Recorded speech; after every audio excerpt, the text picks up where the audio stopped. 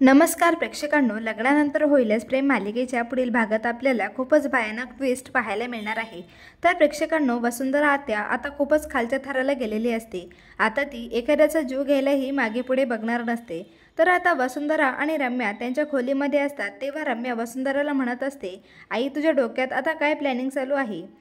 बघितलंस ना, त्या दोन दमडीच्या नंदिनीने आपला किती इन्सल्ट केला, आपल्याला नको नको तशी बोलली आणि तू अजूनही एवढी शांत कशी आहेस? नक्कीच तुझ्या डोक्यात काहीतरी प्लॅन चालू आहे।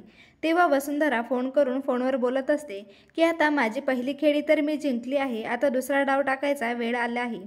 आता मी घाई करणार नाही, शांतीत क्रांती करणार आणि अशी क्रांती करणार आहे की एका दगडात दोन पक्षी नक्कीच मेले पाहिजे। आता ही वसुंधराचं बोलणं रम्याला काहीच समजत नसतं। ती म्हणते, आई प्लीज मला समजावून सांग ना, तुझ्या डोक्यात नक्की काय चालू आहे? तेव्हा वसुंधरा रम्याला म्हणते, आता जी नंदिनी आपल्याला एवढं बोलली ना, तोही माझ्याच प्लॅनचा एक भाग होता। जीवा आता नक्कीच बाहेर पडून काहीतरी काम शोधण्याचा प्रयत्न करणार आणि त्यालाही त्याच्या बायकोसारखंच काम करायला आवडणार हे मला चांगलंच माहिती आहे आणि याचाच आपण फायदा करून घ्यायचा आणि काट्यानेच काटा काढायचा। माझा हा प्लॅन मी फ्लॉप होऊच देणार नाही।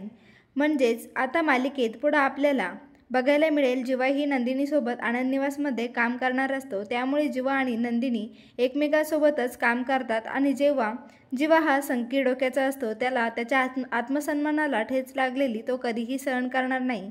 याचाच वापर करून वसुंधरा त्यांच्यात गैरसमज निर्माण करते आणि त्या गैरसमजातून त्यांच्यात खूप भांडणं होतील आणि त्या भांडणांचा फायदा घेऊन वसुंधरा जीवाचा वापर करून नंदिनीचा खेळ संपवताना पाहायला मिळेल आणि पुन्हा एकदा या गोड निरागस जीवा नंदिनीच्या नात्यात गैरसमजामुळे खोलदरी निर्माण होताना पाहायला मिळेल।